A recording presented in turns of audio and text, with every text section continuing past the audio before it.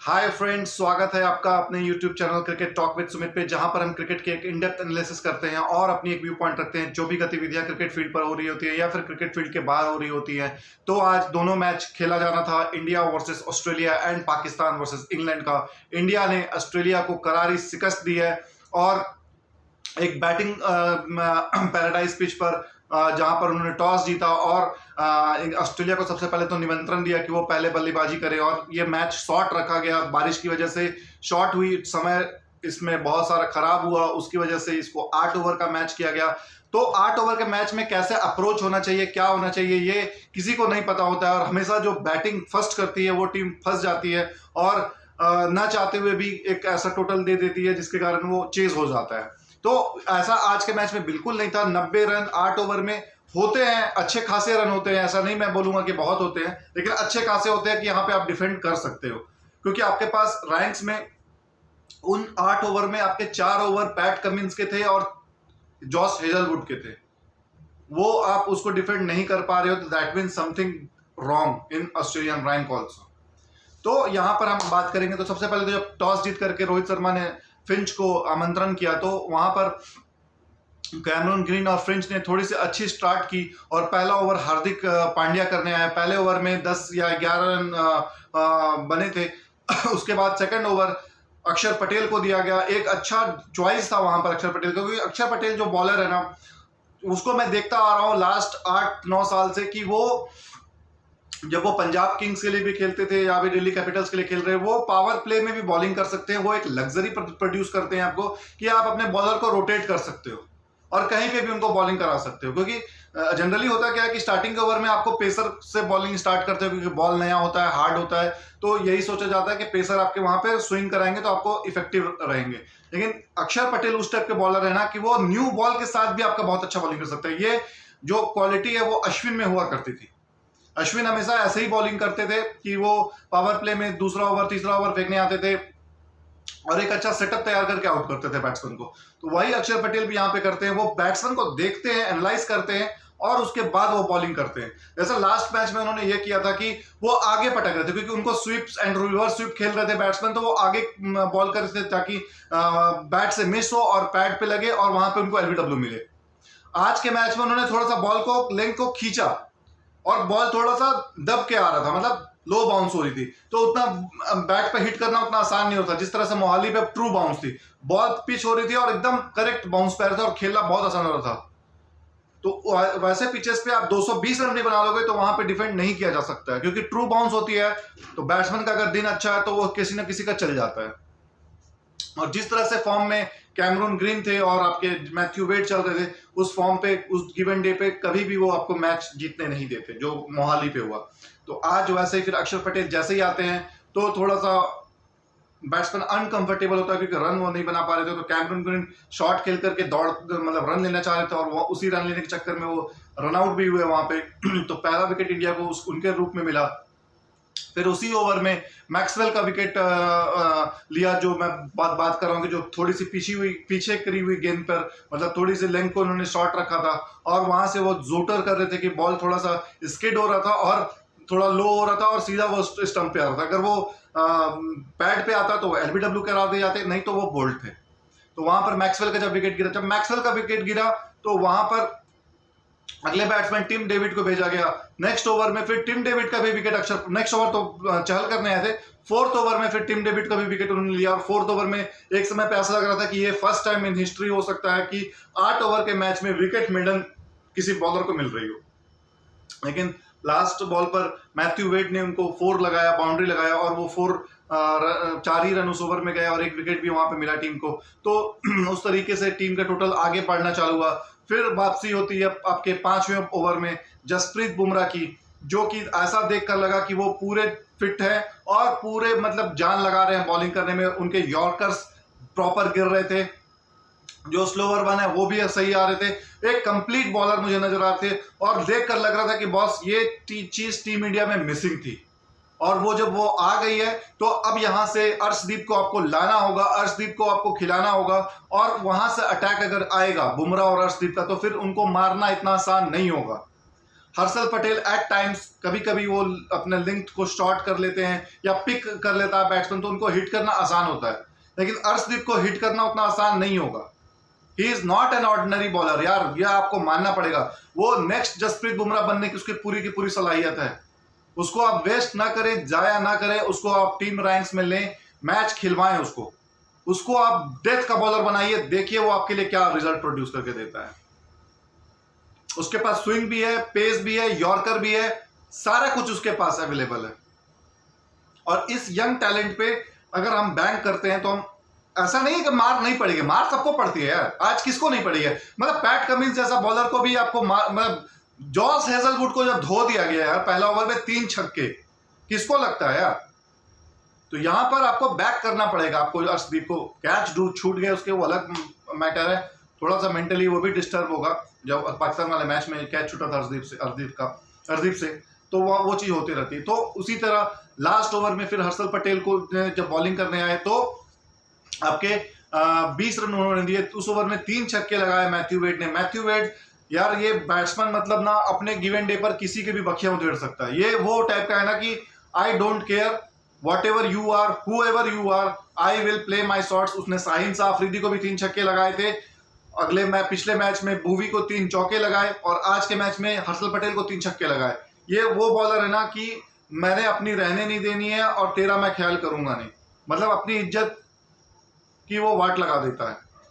तो इस तरीके के बैट्समैन, ऑस्ट्रेलिया गिर पड़ करके भी 90 रन के स्कोर कर लिया। 90 रन पर एक समय पे ऐसा लग रहा था कि अगर ये स्टार्टिंग के 1-2 ओवर में अगर इंडिया के विकेट गिर जाते हैं, जिस तरह से हर मैच में हो रहा था कि रोहित शर्मा या फिर आपके केएल राहुल आउट हो जाते हैं और पूरा का पूरा प्रेशर फिर मिडिल ऑर्डर्स पे आना चालू हो जाता था।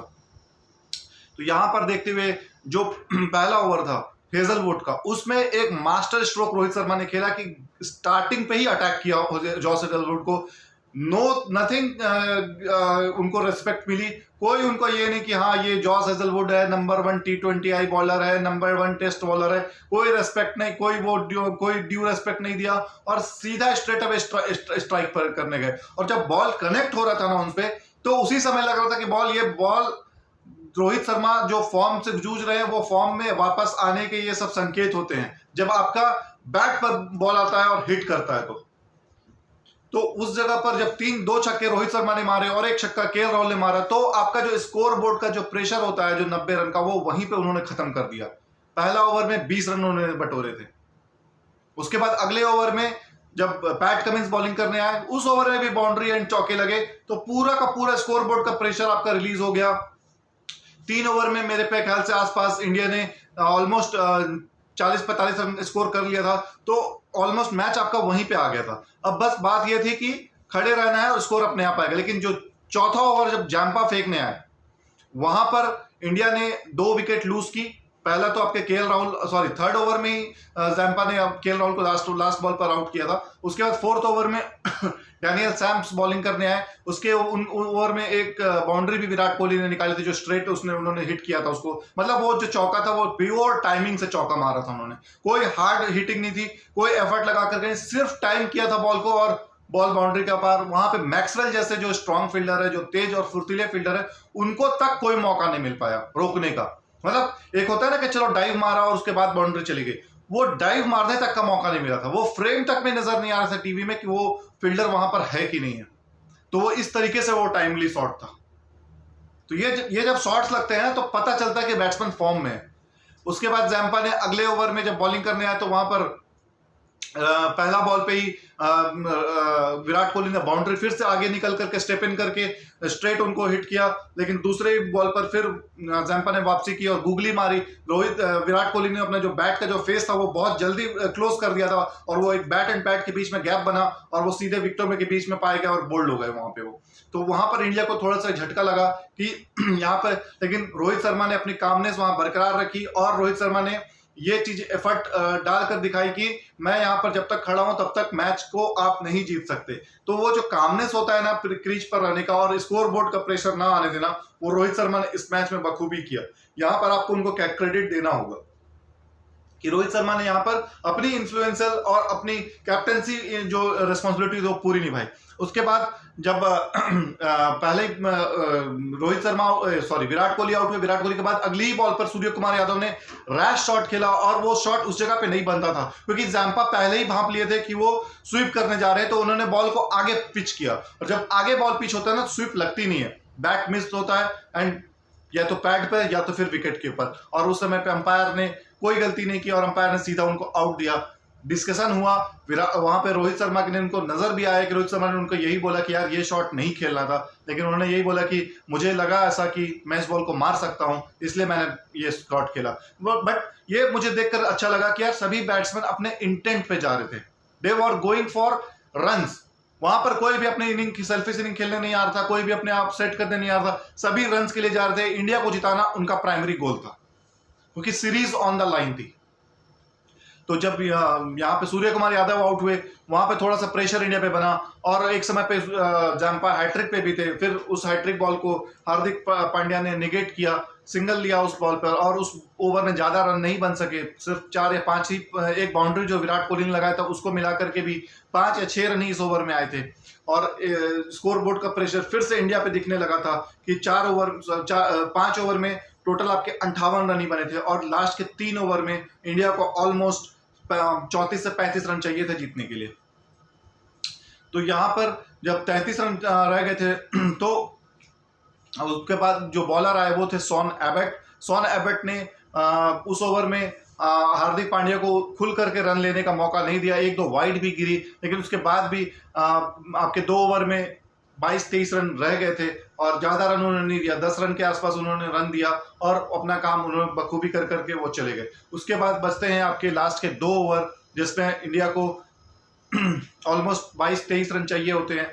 वहां पर उस ओवर में जब पैट कमिंस बॉलिंग करने आए, तो पैट कमिंस ने 1-2 वाइड फेंकी, और उसके बाद हार्दिक पांड्या को हिट करने का बिल्कुल मौका नहीं दिया, स्लोवर वन फेंकते चले गए, और एक भी हिट नहीं हुआ। और फिर अचानक से एक पेस बॉलिंग की, मतलब पेस से बॉलिंग की, और वो बॉल पे हार्दिक पांड्या बीट हुए, प्रेशर थोड़ा सा बिल्डअप हुआ, और उसके बाद फिर एक स्लोवर वन उन्होंने फेंका, और हार्दिक पांड्या उस पर अपने गो टू शॉट्स खेलने के लिए गए, और सीधा बॉल खड़ी हो गई, और वहां पर वो अपना विकेट दे करके चले गए। इस मोमेंट पे आपको बहुत क्रूशियल था कि उस मोमेंट पे रोहित शर्मा अपना विकेट लूज ना करे, अपना टेम्पो लूज ना करे, क्योंकि वहां पर अगर रोहित शर्मा आउट हो जाते उस ओवर में, तो गेम पूरा का पूरा ऑस्ट्रेलिया के फेवर में चले जाता। लेकिन रोहित शर्मा ने वहां पर खड़े होकर के ये ईज ऑफ किया कि बॉस मैं यहाँ पर स्टिक नहीं हूँ, और उस मतलब जो नेक्स्ट बॉल जो फेंकी गई वो वाइड थी।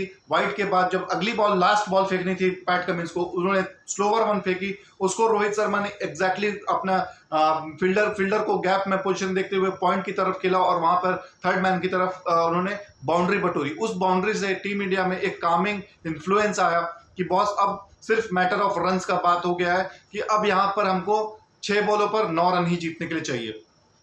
आते हैं उसके बाद डीके की बैटिंग आती है। डीके क्योंकि नॉन स्ट्राइकर एंड पे थे, ओवर खत्म होता है तो वो स्ट्राइकिंग एंड पे आते हैं, लेकिन यहाँ पर मुझे लगता है कि ऑस्ट्रेलिया ने यहाँ पे ट्रिक मिस किया। ट्रिक ये था कि वो हेजलवुड के लिए जा सकते थे उस ओवर में, बट हेजलवुड को ना जाते हुए डैनियल सैम्स पे गए। ये वही डैनियल सैम्स हैं जो आईपीएल में इतने मैचेस हरवाए हैं, और इन्होंने इतना आईपीएल में मुंबई टीम्स को या मुंबई इंडियंस को इतना matches close match, high scoring match के भी डिफेंड नहीं कर पाते थे। और फिर से वही ऑस्ट्रेलिया ने गलती की, इनको बॉलिंग दिया, और पहले ही बॉल पे डीके ने वहां पर उनको 6 हिट किया, जो कि वहां से पूरा का पूरा मैच और प्रेशर ईज ऑफ कर दिया। और डीके ने ये एश्योर कराया कि फिनिशर का रोल मुझसे बेटर कोई नहीं कर सकता। तो क्योंकि रोहित शर्मा ने भी यही डिमांड किया था, अपने प्रेस कॉन्फ्रेंस में भी रोहित शर्मा ने बोला कि मैं एक समय पे सोच रहा था कि पंत को गेट इन करता हूं या पंत को आना चाहिए, लेकिन फिर मुझे लगा कि नहीं, डीके यहाँ पर स्पेशलाइज्ड है और डीके को ही हमको आगे कंसीडर करना है इस रोल के लिए, फिनिशर रोल के लिए, तो उनको ही मौका दिया जाए। और डीके को उनको मौका मिला। डीके ने 2 बॉलें ली, एक फर्स्ट पे 6 और सेकंड पे बाउंड्री लगाई, मैच स्कोर वहीं पे खत्म किया, और एक हैप्पी एंडिंग हुई मैच की इंडिया पे। लास्ट मैच पे जो हमने सीन्स देखे थे, रोहित शर्मा ने डीके का कॉलर पकड़ा था और डीके का गला पकड़ा था उन्होंने। इस मैच में दोनों ने गले मिले, उस मैच में गला पकड़ा, इस मैच में गले मिले। तो ये देख करके अच्छा लगता है, जब आपके फैसला आपके हक में जाता है ना, तो सारी चीजें करेक्ट हो जाती है। यहां पर इंडिया की अभी भी मैं बोलता हूं इंडियन टीम ने यहां पे कुछ भी सही नहीं किया है, क्योंकि अभी भी आपको चेस कर मतलब डिफेंड करते हुए आप अभी तक जीत हासिल नहीं की हो। तो इस जीत से आप लोग चौड़े मत हो जाना, चढ़ मत जाना। मैं क्रिटिक्स हूं बॉस, मैं हाईलाइट करता रहूंगा, क्योंकि आप जब तक डिफेंड करके नहीं जीतोगे तब तक आप वर्ल्ड चैंपियन नहीं कहलाओगे।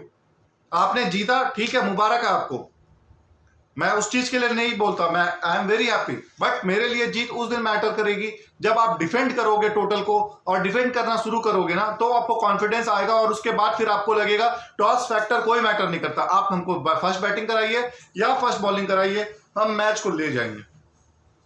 तब मैं मानूंगा कि इंडियन टीम इज बैक, क्योंकि ये जो जीत है ना, इससे आपकी सारी जो बैड चीजें हैं वो छुप जाएंगी। आज भी देखिए आप, लास्ट ओवर में हर्षल पटेल ने 20-22 रन दिए। इतने रन अगर दोगे यार तो आप कहां से टोटल को डिफेंड करोगे? मतलब 20-22 रन एक ओवर में देना ये क्राइम है T20 में, क्योंकि पूरा रन का जो प्रेशर होता है वो खत्म हो जाता है 22 रन अगर आपने दे दिया एक ओवर में। तो यही चीज है कि ये इस जीत से खुशी जरूर होनी चाहिए, लेकिन अभी भी जो इंडियन टीम के डाउट्स है वो अभी खत्म नहीं हुए हैं। आपको डिफेंड करते हुए जीतना चाहिए। हाँ, आप 200 रन मार रहे हो, 180 रन मार रहे हो, उसको आप डिफेंड कर ले रहे हो तो आप समझोगे कि हाँ, team India is back on track for winning the world cup. वरना यही होगा कि टॉस फेवर करता रहेगा, जो टीम सेकंड बैटिंग कर रही है वो जीतने का ज्यादा चांसेस है, और वो जीतेगी तो आपके सारे पाप धुल जाएंगे। सेम ऑस्ट्रेलिया का भी आज यही हुआ है। ऑस्ट्रेलिया ने भी यही किया है कि बॉस, आप पहला मैच आपने फर्स्ट बॉलिंग किया था तो आप जीत गए, सेकंड मैच में आप फर्स्ट बैटिंग कर रहे हो, आप डिफेंड नहीं कर पाए, जबकि आपके रैंक्स में ऐसे ऐसे बॉलर्स हैं जो कि वर्ल्ड बेस्ट बॉलर्स हैं यार। वो जॉस हेजलवुड 20 रन अगर फर्स्ट ओवर में दे रहा है, और उसके बाद बैकअप में आपके पैट कमिंस ने एक ओवर में 12-13 रन दे रहे हैं, तो वहीं पे प्रेशर पूरा खत्म हो गया। इस मैच को जीतने के लिए आपको दो चीजें करनी थी, या तो स्कोरबोर्ड का प्रेशर, या फिर आपके क्या बोलते हैं, स्कोरबोर्ड का प्रेशर, या फिर विकेट आप रेगुलर इंटरवल पे ले रहे हो, वरना जीत इस मैच पिच पे नहीं थी। तो इस जीत से हम लोगों को यही खुशी मिलना चाहिए कि हाँ ठीक है, आप जीत गए, सीरीज अभी लाइव है, लेकिन इस जीत को, आपकी जो खामियां हैं उसको मत छुपने दीजिए कि बॉस हमारा जो डेथ बॉलिंग है वो अभी भी वल्नरेबल है, उस पर कोई भी बैट्समैन आकर के झाड़ू फेर जा सकता है। देखो, डेविड वार्नर मारे आपको, जो बेस्ट हिटर्स हैं वो मारे, चलेगा यार, जॉस बटलर मारे आपको, या फिर जॉनी बेयरस्टो मारे, बेन स्टोक्स मारे, ये सब चलेंगे यार, लेकिन ये मैथ्यू वेड और इस टाइप के बैट्समैन आपको अगर मार रहे हैं लास्ट में आकर के, तो वो ब्लंडर है यार। मतलब ऐसे बैट्समैन की कभी कोई क्रेडिबिलिटी नहीं होती है, वो आकर के मार रहे हैं, तो दैट मीन्स कि आपकी बॉलिंग में कुछ ना कुछ मसले मिसाइल हैं, उसको आपको करेक्ट करने की, दुरुस्त करने की दरकार है, वरना अगर आप नहीं करोगे तो आप किसी भी दिन हत्थे चढ़ जाओगे किसी भी टीम के। तो यहां पर आपको ये चीजें सीखनी है, लर्न करनी है, उसको जल्द से जल्द अपने जो भी खामियां उसको पूरी करनी है। अभी भी आपके पास 3 मैच है, साउथ अफ्रीका के 1 मैच, ऑस्ट्रेलिया के 4 मैचेस हैं। आप अपने बॉलिंग अटैक को बेहतरीन करिए। मैं तो बोलता हूं यार, सामने से बोलता हूं कि आप टॉस जीत करके फर्स्ट बैटिंग करिए, आपको उससे प्रैक्टिस होगा कि हमको डिफेंड कैसे करना है। जीत जाते हो ना तो सारी चीजें आपको छुप जाता है। ठीक है, आप हार गए पिछला मैच, क्रिटिसाइज हुआ, लेकिन ये चीजें सीखने को मिलती है आपको। तो ये आपका मैच था। तीसरा मैच संडे को खेला जाना है हैदराबाद पे। इंडिया टीम ने एक चीज अच्छा किया कि जहां पे भी मैचेस खेले जा रहे हैं ना, वहां पे बड़े ग्राउंड पर मैच हो रहे हैं, क्योंकि बड़े बाउंड्रीज, ऑस्ट्रेलिया में आपको बड़े बाउंड्रीज ही मिलेंगे, 85 मीटर, 90 मीटर के। वहां पर 6 हिट करना, 4 हिट करना बहुत मुश्किल होता है। वहां पे आपको सिग्नल डबल तो बहुत मिलेंगे, लेकिन 6 हिटिंग बहुत वहां पे मुश्किल होती है। तो उस पिचेस को प्रैक्टिस करते हुए इंडिया टीम ने एक अच्छा वेन्यू चूज किया है सारे मैचेस के लिए, और बड़े बड़े ग्राउंड्स है, तो वो हिट वो लगाने के लिए केपेबल है। बट यहाँ पर अभी भी एक मुश्किल नजर आ रही है। सूर्य कुमार यादव, जिसको अगेन गौतम गंभीर बोलते हैं, मेरे हिसाब से इनको 3rd नंबर पर बैटिंग करना चाहिए। बस आपको कब प्रूव करोगे आप कि आप बड़े टीमों के साथ भी आप रन बना सकते हो? छोटे टीमों के साथ बना करके फिर वही हाल होगा यार। आपको बड़े टीमों के साथ रन बनाना होगा कंसिस्टेंट रूप से, तब जाकर के आपको टीम इंडिया में सिलेक्शन परमानेंट मिलती है। एक आध मैच में one match wonder, 2 match wonder अगर खेल भी लेते हो, कोई मैटर, कभी कोई याद नहीं करेगा। कंसिस्टेंट बेसिस पे आपको खेलना होगा। आप एक चीज का फर्क समझो ना, यूसुफ पठान को ले लो और सुरेश रैना को ले लो। यूसुफ पठान कभी कभी खेल लेते थे अच्छा ही नहीं, लेकिन रेगुलर नहीं खेलते थे, इसलिए वो कभी रेगुलर टीम का हिस्सा नहीं रहे। सुरेश रैना हमेशा अच्छा खेलते थे और रेगुलर कंसिस्टेंट रहते थे, इसलिए वो कंसिस्टेंट इतना चले। ये तो सिंपल सा कॉमन सेंस क्वेश्चन है यार। अगर आप प्योर बैट्समैन हो तो आपको फिर ये चीजें करनी होंगी रेगुलर बेसिस पे। अगर हार्दिक पांड्या हो तो फिर चलता है, चलो यार ठीक है, 2-3 मैच में बैटिंग से जिता दिया, 1-2 मैच बॉलिंग से जिता दिया, चल रहा है मैच। तो ये सारी चीजें आप लोगों को देखनी होगी, करनी होगी, तभी जाकर के आपका मैच होगा। और हाँ, इस मैच के जो सबसे बड़े मैच विनर थे बॉस ग्राउंड्समैन थे। वो अगर नहीं होते तो मैच इस जगह पे होना नामुमकिन था, क्योंकि इतनी डैम, मतलब बॉलर का रनअप के पास इतनी डैम कंडीशन थी, उसको अगर करेक्ट करना और टाइम पर 8 ओवर भी मैच करवाना, ये बहुत बड़ा बात था। इतने फैंस थे, इतना मीडिया हाइप था और सीरीज ऑन द लाइन थी। अगर नहीं होता, किसी का कुछ नहीं जाता, लेकिन हाँ ये होता कि सीरीज का मजा करके खत्म हो जाता, कि फिर होता कि इंडिया लास्ट का मैच जीत भी जाती तो सीरीज ड्रॉ ही होगा या टाई होगा। लेकिन अब रिजल्ट आ सकते हैं, तीनों रिजल्ट आ सकते हैं, टाई भी हो सकती है, ऑस्ट्रेलिया भी जीत सकता है, इंडिया भी जीत सकता है। तो सीरीज का जो रोमांच है ना, वो बरकरार है और बना रहेगा इससे। तो ये सारी चीजें इंडिया को देखनी होगी। Man of the match performance थी रोहित शर्मा की, 20 बॉलों पर 46 रन, अपने एक बाउंड्री, एक बॉल उनको मिल जाता तो वो अपने साथ 50 भी कर लेते। लेकिन रोहित शर्मा इस टाइप के प्लेयर नहीं है कि जो सेल्फिश इनिंग खेलें और पहले अपना सोचें, वो हमेशा टीम के लिए जाते हैं। देखो, जो बंदा 200 रन मारता है ना वनडे इंटरनेशनल में, वो कभी भी सेल्फिश नहीं हो सकता, क्योंकि अगर वो सेल्फिश इनिंग खेलेगा तो वो कभी 200 रन नहीं मार पाएगा। वो 3-3 बार कर चुका है यार, उसको ये सबसे मतलब नहीं है कि कौन मार रहा है कौन नहीं मार रहा है। तो वो ये चीज रोहित शर्मा की मैं हमेशा तारीफ करता हूँ कि रोहित शर्मा हमेशा अपने लिए कभी नहीं खेलता, वो हमेशा कंट्री के लिए फर्स्ट करता है। यही चीज विराट कोहली का है। और अगर आप अपने लिए खेलोगे तो कभी भी आगे नहीं बढ़ पाओगे। आगे बढ़ने के लिए आपको पहला आपको एक गोल होना चाहिए कि बॉस मेरे को मेरी कंट्री को फर्स्ट करना है।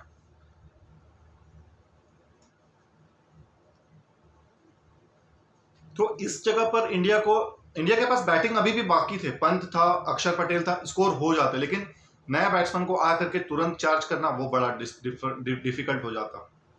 इसीलिए यहाँ पर रोहित शर्मा की प्रेजेंस बहुत ज्यादा जरूरी थी। एक एंड पर अगर जैसे देखो, ऑस्ट्रेलिया की इनिंग में भी फिंच खड़ा था और सामने वाला भी हिट कर रहा है, फिंच भी हिट कर रहा है, तो रन बन रहे थे। सेम वही चीज हुआ, मैथ्यू वेड खड़े रहे, रन बनता चला गया। तो एक आदमी कोई खड़ा हो जाता है, रन बन जाता है, सिंपल है।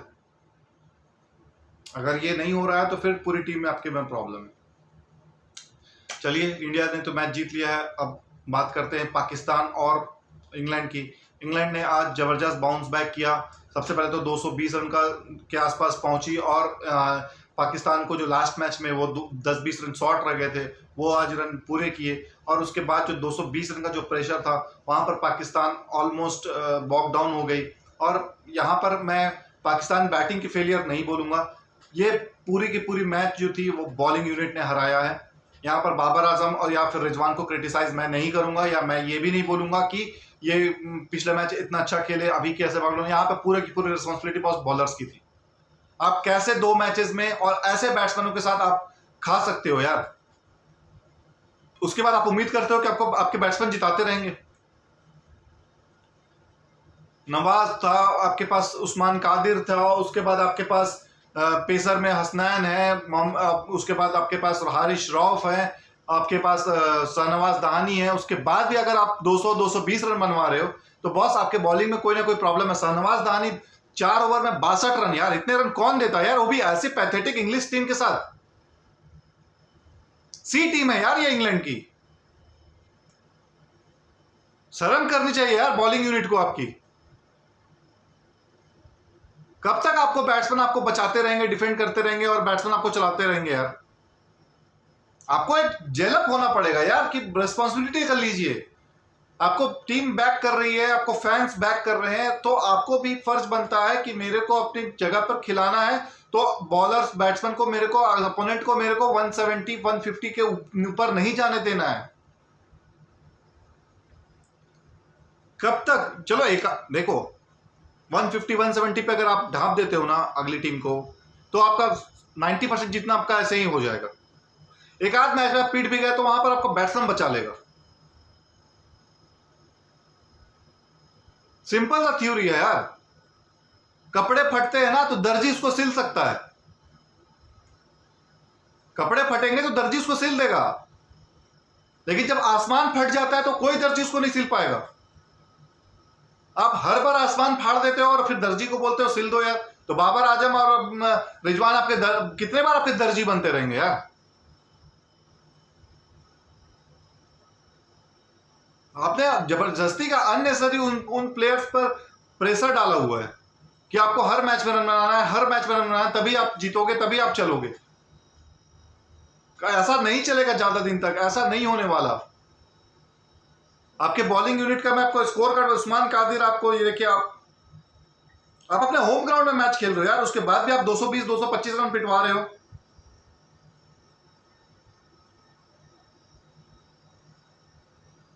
समझना पड़ेगा यार, यहाँ पे टीम मैनेजमेंट को अच्छा से देखना पड़ेगा, स्पेशली उनके कोचेस का यहाँ पे बेहतरीन रोल होना चाहिए। ये कौन है यार? ये विल जैक्स डेब्यू कर रहा है यार, ये आज 22 बॉल पे 40 रन। जो उनके प्रीमियम बॉलर बैट्समैन है यार, डेविड मलान, वो तो खेल ही नहीं रहा है। ये बेन डकेट कभी भी टीम में सिलेक्शन नहीं होता यार, इसका 42 बॉल पे 70 रन। हैरी ब्रूक्स 35 बॉल पे 81 रन। यार ये कौन है ये यार? ये लोग, आप लोगों के पीछे इतनी इन्वेस्टमेंट हो रही है, इतना खर्चा हो रहा है, उसके बाद आप लोग रिजल्ट एकदम जीरो दे रहे हो। ये चीज नहीं चल पाएगी, ज्यादा दिन नहीं चलेगी। ये जोड़ तोड़ से आप अगर पहुंच भी जाते हो आगे की सीरीज में, आगे आप खत्म हो जाओगे। Mohammad Hasan 4 over 36 run, Mohammad Nawaz 4 over 34 run, इन्होंने थोड़ी बहुत अच्छी बॉलिंग की, रिस्ट्रिक्ट किया। दहानी 4 ओवर 62 रन, क्या बॉलिंग है यार ये। Usman Qadir 4 over 48 run. और मैं लास्ट के ओवर में देख रहा था, हरीश श्रॉफ ने लास्ट के ओवर में बहुत कम रन दिए, वरना ये 230-32 पहुंच जाता। तो यहां पर आप लोगों को अच्छा से परफॉर्म करिए। चलो ये आप लोग हार रहे हो तो कम से कम थोड़ा सा क्लोज तो ले जाकर के हारो यार। 60-62 रनों की हार, ये अनडाइजेस्टेबल है, फैंस को भी रास नहीं आएगा। वन साइडेड हार। आज शान मसूद ने अच्छा खेला, लेकिन ये मेरे को सेल्फिश नॉक लगी, इससे ज्यादा बेटर मैं कुछ नहीं बोलूंगा। He played really well, but ये सेल्फिश नॉक थी, वो अपने को दिखाने के लिए अपने लिए हाफ सेंचुरी मारा। वो इससे बेटर था यार कि 20 बॉल पर आप 50 रन करते, 40 रन करते, 60 रन करते और आउट होकर के चले जाते। 40 बॉल 63 रन, वो भी जब आप चेस कर रहे हो 222 रन का। तो ये सेल्फिश इनिंग है यार, सिर्फ दिखाने के लिए कि हाँ मैंने अच्छा खेला है, मैं नॉट आउट अंत तक गया हूं। ये टेस्ट मैच है कि आप नॉट आउट जा रहे हो? टी सेशन होने वाला है कि टी सेशन तक मेरे को नॉट आउट जाना है। ऐसा नहीं चलने वाला भाई। रिजवान फिर से वही गलती, अपनी वही लेग साइड में बैटिंग करने के लिए गए। बॉस आज का जो बॉलर्स थे इंग्लैंड के, वो वर्ल्ड क्लास बॉलर थे। Reece Topley and Mark Wood, pace देखा उसका आपने? 157 क्लिक किया उसने। जब पेस आया तो आप लोग पूरे के पूरे ढेर हो गए। बाबर आजम तक उनका शॉट कनेक्ट नहीं हो पाया, लेकिन वो प्रेशर में थे, क्योंकि हर ओवर में रन रेट प्रेशर, बोला ना, स्कोर बोर्ड का प्रेशर जब आता है तो अच्छे अच्छे बैट्समैन हिल जाते हैं। स्कोर बोर्ड का प्रेशर था, इसलिए वो आउट हो गया बाबर आजम। नहीं तो वो अगर वो अपने नेचुरल गेम पे जाते, जहां पे वो 10 ओवर में 80-90 तक वो पहुंचने की कोशिश करते हैं, उसके बाद वो आगे गेम को बढ़ाते हैं या फिर आगे लेके जाते हैं, उस टाइप की इनिंग खेलते, तब भी गलत होते मैनेजमेंट की, बोलते कि सेल्फिश इनिंग खेल रहे हैं। तो इसलिए उनको आगे चढ़कर खेलना था आज। लेकिन आज बॉलर उनके गलत बॉलर के हत्थे चढ़ गए वो लोग। मार्कवुड उस टाइप का बॉलर नहीं है यार कि आप उसको चार्ज अप कर सको। हर बॉल मारना आसान है मार्कवुड को भी, लेकिन उसको टाइमिंग से मारा जा सकता है। ज्यादा जोर से मारने की कोशिश करेंगे, मार्कवुड कभी भी उसको नहीं मार सकता कोई भी। मार्कवुड जब इंडिया में आए थे, रोहित शर्मा, विराट कोहली, इन सबको टाइमिंग से मारा जाता था।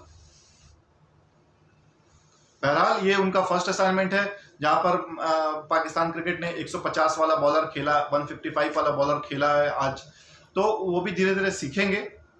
बाबर आजम भी अभी न्यू है, उनको भी सीखने का टाइम मिलेगा। रिजवान को भी सीखना है। तो लेकिन यहाँ पे बॉलर्स को बहुत कुछ सीखना है यार। बॉलर्स आपके साथ देंगे तो आपको आगे बढ़ने से कोई नहीं रोक सकता। पर ये 220 225 रन अगर आप करवा रहे हैं वो भी इस बैटिंग यूनिट के साथ इंग्लैंड की, तो फिर बॉस कहीं ना कहीं गलत है। आपको कितना जोर तोड़ करके खिलाया जा रहा है शहनवाज दानी को, ये सही समझ नहीं पा रहे हैं वो। मोहम्मद हसनैन समझ नहीं पा रहे। जब हसन अली और ये सब वापस आ जाएंगे ना, तो मोहम्मद वसीम, हसन अली और साइंस आफरीदी और नसीम शाह, तो आप लोगों को कोई पूछेगा नहीं। ये सिर्फ इसलिए मेरे को तो लगता है कि जानबूझ करके आपको पिटवाया जा रहा है, या जानबूझ करके आपको उस टाइप का दिया जा रहा है, परफॉर्मेंस करा जा रहा है, ताकि आप लोग टीम मैनेजमेंट से बाहर हो जाओ और जो उनके फ्रेंड सर्कल वाले प्लेयर्स है ना वो वापस आ सके। तो आप लोगों को जब मौका मिले ना, लिमिटेड मौका मिले, उसको आप परफॉर्म करिए। परफॉर्म जितना करेंगे उतना आप टीम के पास में रहेंगे, चांसेस आपके ज्यादा बनेंगे। आप लोग ऐसा घटिया परफॉर्मेंस देंगे तो नसीम शाह को वापस आना पड़ेगा, मोहम्मद वसीम को वापस आना पड़ेगा। आपकी वजह से पाकिस्तान आज 2-1 से पीछे हो गया, वो भी इस इंग्लैंड की टीम के साथ, जहां पे जॉस बटलर आए तो हैं लेकिन खेलेंगे नहीं। सीधा मुंह पर बोल के गए कि मैं यहां पर सिर्फ मैच देखने आया हूं भैया, फिट महसूस करूंगा, लास्ट के 1-2 मैच खेलूंगा, नहीं तो मैं मैच देखूंगा। और जिस तरह से इंग्लैंड परफॉर्म कर रही है उस तरह से देखने में ही ज्यादा मजा आ रहा है। चलिए संडे को मिलते हैं। संडे को मतलब मिलेंगे तो हम कल भी, लेकिन संडे को मैच है तो उसमें हमको और आनंद आएगा, उस पर डिस्कशन करेंगे। कल हम अच्छे से एनालिसिस करेंगे कि कहाँ पर चूक हुई ऑस्ट्रेलिया से और कहाँ पर चूक हुई पाकिस्तान से, कि ये मैच उनकी हाथ से और गिरफ्त से चला गया। आज तो सिर्फ रिएक्शन था कि क्या हुआ क्या नहीं हुआ, लेकिन कल पूरे कंप्लीट एनालिसिस करेंगे। उसके बाद हम आपको बताएंगे कि क्या गलती की और क्या सुधार करना है। तब तक के लिए आप अपना बहुत ज़्यादा ख्याल रखिए। मिलते हैं कल एक नए एपिसोड पर। जय हिंद, वंदे मातरम, जय भारत।